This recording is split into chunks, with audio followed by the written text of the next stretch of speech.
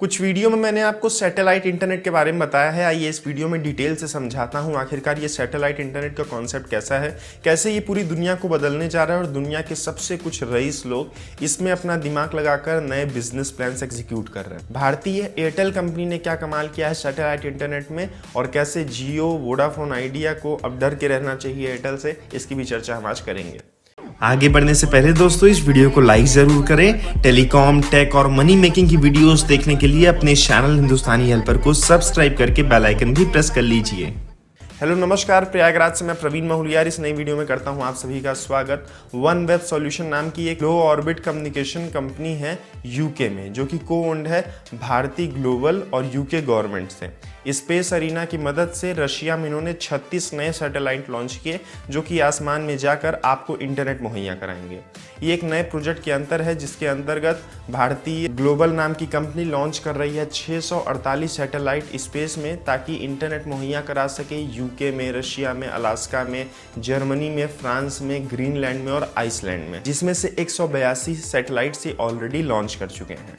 अब ये भारती ग्लोबल जो कंपनी है वो को ओन्ड है भारती एंटरप्राइजेस से, और भारती एंटरप्राइजेस कंपनी किसकी है? सुनील मित्तल की। भारती एंटरप्राइजेस की कंपनी ही है भारती एयरटेल, जो कि इंडिया में काम करती है as Airtel SIM operator. Bharti global एक ग्लोबल एक्सटेंशन आर्म है और इसके एमडी हैं श्रविन मित्तल, जो कि सुनील मित्तल जी के बेटे हैं। श्रविन मित्तल जी का कहना है कि वहां पर लॉन्च करने के बाद 2022 में ये इंडिया में भी लॉन्च कर देंगे भारती एयरटेल से पार्टनरशिप करके, और ऐसा इंटरनेट हिंदुस्तान पहले कभी नहीं देखेगा। अब क्यों नहीं देखेगा? इस इंटरनेट की क्या खासियत है ये हम जानते हैं। ट्रेडिशनल और कन्वेंशनल तरह के इंटरनेट में समुद्र में केबल बिछाई जाती है।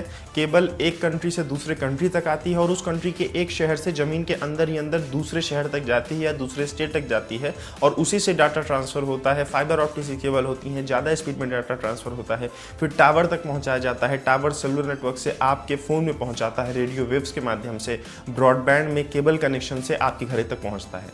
तो इतना रफ दोस्तों ये रास्ता है। इससे बहुत अच्छा है कि आसमान में एक सैटेलाइट भेज दो और सैटेलाइट से कनेक्ट करके आराम से इंटरनेट ट्रांसफ़र करो। लेकिन अभी तक जो सैटेलाइट जाती थी वो लगभग 22,000 माइल्स ऊपर तक जाती थी और उनका खर्च बहुत बड़ा होता था, वो बस के बराबर होती थी। लेकिन दोस्तों एलॉन मस्क ने स्टेप इन किया इस इंडस्ट्री में और तैयार की छोटी सैटेलाइट जो कि एक सोफा सेट के बराबर होती हैं, और उसको वो आसमान में भेजना चाहते हैं। एलॉन मस्क का प्लान सबसे बड़ा है, 42,000 सैटेलाइट 2026 तक वो लॉन्च करेंगे, जिसमें से लगभग 3,000 उन्होंने कर भी दी है। एलॉन मस्क ही नहीं दोस्तों, अमेजॉन कूपर प्रोजेक्ट नाम के अंदर जेफ बेजोस भी इसमें इंटरेस्टेड है, और उसी तरह से वन वेब जो कि भारतीय ग्लोबल की कंपनी है ये भी इंटरेस्टेड। चाइना की जोंग कंपनी है वो भी इंटरेस्टेड है। तो दुनिया भर में 4 बड़ी कंपनीज हैं जो कि इसके पीछे काम कर रही है, और आने वाले 2-3 सालों में कई सारी सैटेलाइट्स हो जाएंगी लो ऑर्बिट ऑफ अर्थ में, और वहां से आराम से इंटरनेट मुहैया कराएंगी। ऊपर लेजर बीम के माध्यम से ये वेब क्रिएट कर लेंगी, तो एक जगह से दूसरी जगह आप ट्रैवल करेंगे तो भी आपका इंटरनेट नहीं जाने वाला। अगर आप यूट्यूब खोलते हैं यहाँ, तो यहाँ से यूट्यूब का सर्वर मैनेज करेगा सीधा और सीधा सैन फ्रांसिस्को में या यूएस में, जहाँ भी यूट्यूब का सर्वर हो, और खटाखट आपका इंटरनेट चलेगा। पर जैसे कि हर सिक्के के 2 पहलू हैं, इसमें भी कुछ नुकसान है। पहला नुकसान ये है कि बहुत ज़्यादा कॉस्ट है। आसमान में भेजना सैटेलाइट, फिर वहाँ पर उसकी मेंटेनेंस देखना, वो चलती रहे, खराब ना हो, ये सब समस्या है। पर इससे भी बड़ी समस्या है स्पेस डेब्रिस नाम की। स्पेस डेब्रिस वो सिचुएशन होता है जब आप स्पेस में काफ़ी ऑब्जेक्ट्स को भेज देते हो और एक दूसरे से टकराने के उनके चांसेस बढ़ जाते हैं, और अगर वो एक दूसरे से टकरा जाते हैं तो उनके पीसेस इधर उधर ट्रैवल करते रहते हैं, और चांसेस है कि वो पीसेस भी आगे चल के किसी सैटेलाइट से टकराएं, और फिर उससे जो पीसेस बनेंगे वो भी टकराएंगे, और ऐसे एक वेब तैयार हो जाता है जो कि बहुत ही ज़्यादा केओस फैल जाएगा आसमान में। इससे भी कई समस्या राइज होंगी।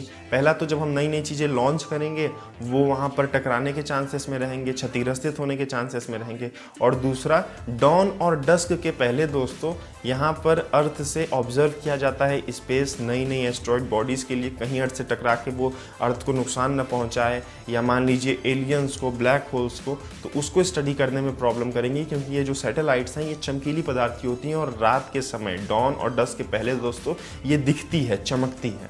एलॉन मस्क इसका निदान कर रहे हैं, उसके ऊपर वाइजर लगा रहे हैं, ब्लैक हैट से पेंट कर रहे हैं, पर दोस्तों कहीं ना कहीं ये स्पेस डेब्रिस का माहौल क्रिएट करेगा। बस दोस्तों फिलहाल के लिए इतनी ही जानकारी। मुझे उम्मीद है आप समझ गए होंगे सैटेलाइट इंटरनेट क्या होता है और आपको अब इसके बारे में और जानकारी नहीं चाहिए। हालांकि एयरटेल पहली वो कंपनी है इंडिया में जो कि इससे कनेक्टेड है, क्योंकि एलॉन मस्क, अमेजॉन के जेफ बेजोस और चाइना की जोंग कंपनी, ये सब इंडिया में आने के लिए तैयार तो हैं, पर कोई इंडियन कंपनी से पहले कनेक्टेड नहीं था। भारतीय एयरटेल की ही एक विंग है भारतीय ग्लोबल, जो कि इंडिया में इसको पार्टनरशिप के साथ आसानी से लॉन्च कर सकती है, क्योंकि ऑलरेडी एयरटेल इंडिया में इस्टेब्लिश है। 2022 तक एक्सपेक्ट करते हैं। एलॉन मस्क भी एंटर करने की कोशिश कर रहे हैं इंडिया में, पर सरकार ने उनको फिलहाल फंसाया है, लाइसेंस नहीं पास कर रही है, पर कर ही देगी, पैसे में बड़ी ताकत होती है। एयरटेल जब लॉन्च करेगा सैटेलाइट इंटरनेट तो मुकेश अंबानी जी, जो कि 4G के पीछे इतना पैसा, इतना इन्वेस्टमेंट लाखों करोड़ रुपए का लगा बैठे हैं, उनको दुख जरूर होगा। उनको भी स्टेप इन करना चाहिए, समय के साथ चेंज करना चाहिए। बस दोस्तों अभी के लिए इस वीडियो में इतनी जानकारी। मुझे उम्मीद है आपको ये वीडियो अच्छा लगा होगा। इसको अपने फ्रेंड्स एंड फैमिली और यंगस्टर्स के साथ जरूर शेयर कीजिए। नई नई जानकारी बांटना हमारा कर्तव्य होना चाहिए। अभी के लिए दीजिए मुझको इजाजत। जय हिंद, जय भारत।